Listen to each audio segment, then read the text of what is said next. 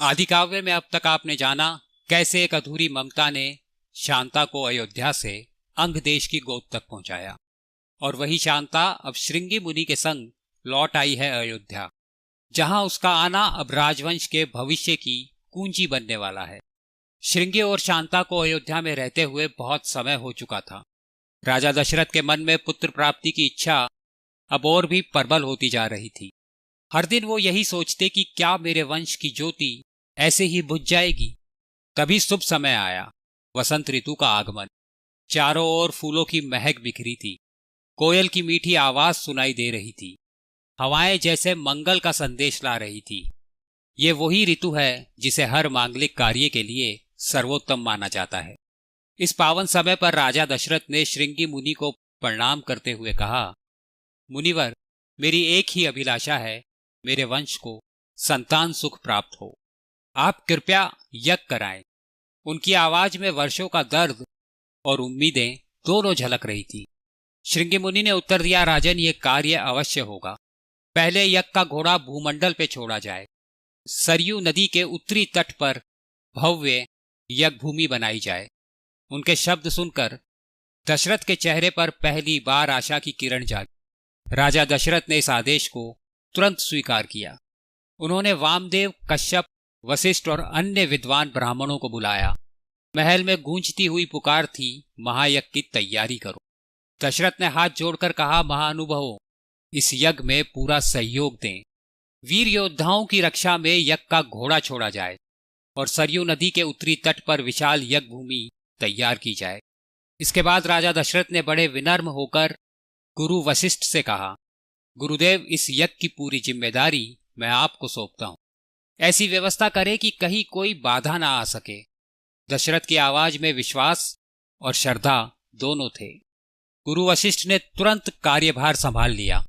उन्होंने श्रेष्ठ शिल्पकारों, कारीगरों और सेवकों को बुलाया।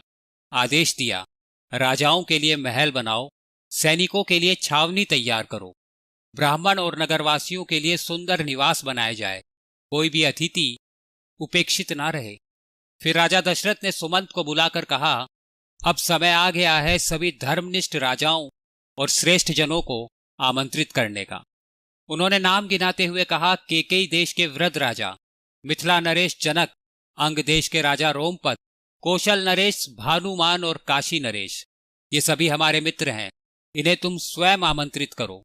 और साथ ही पूर्व दिशा, सिंधु प्रदेश, सौराष्ट्र और दक्षिण भारत के सभी नरेशों को बुलाओ।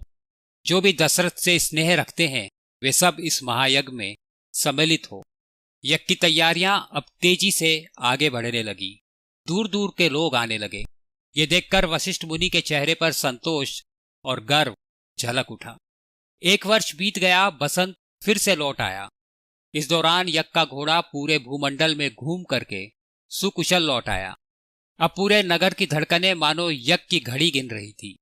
अब शुभ नक्षत्र की प्रतीक्षा थी। जैसे ही वह दिन आया, वशिष्ठ और श्रृंगी के आदेश पर राजा दशरथ राजभवन से भव्य यज्ञ भूमि की ओर रवाना हुए।